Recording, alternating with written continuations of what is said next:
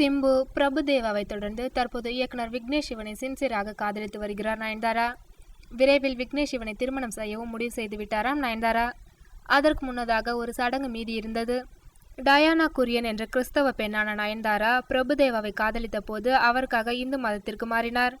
பிரபுதேவா உடனான காதல் முடிந்த பிறகு மீண்டும் தாய் மதத்திற்கே திரும்பிய நயன்தாரா அண்மையில் ரோம் சென்று போப் ஆண்டவரை சந்தித்து ஆசி பெற்று வந்தார். அப்போது நயன்தாராவுடன் சென்ற விக்னேஷ் சிவன் ரோமிலேயே கிறிஸ்தவ மதத்திற்கு மாறியுள்ளார்.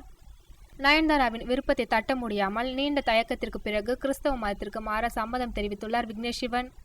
கிறிஸ்தவ மதத்திற்கு மாற விக்னேஷ் சிவன் சம்மதம் தெரிவித்த பிறகு விக்டர் என்ற பெயரையும் நயன்தாராவை தேர்வு செய்துள்ளார்.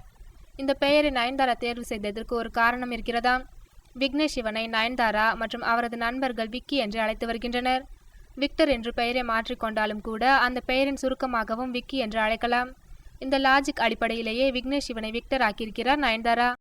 40 வயசு ஒரு 50 வயசுக்காரன் வந்து உண்மையிலே அந்த மாதிரி ஒரு சுச்சுவேஷன் தான் என்ன நடக்கும், எப்படியெல்லாம் எந்த மாதிரியான ப்ராக்டிக்கல் டிஃபிகல்ட்டிஸ் ஃபேஸ் பண்ணுவோம் அப்படிங்கிறத ரொம்ப யதார்த்தமாக ரொம்ப அழகாக இதில் வந்து சொல்லியிருக்காங்க அப்படின்னு தான் சொல்ல முடியும்.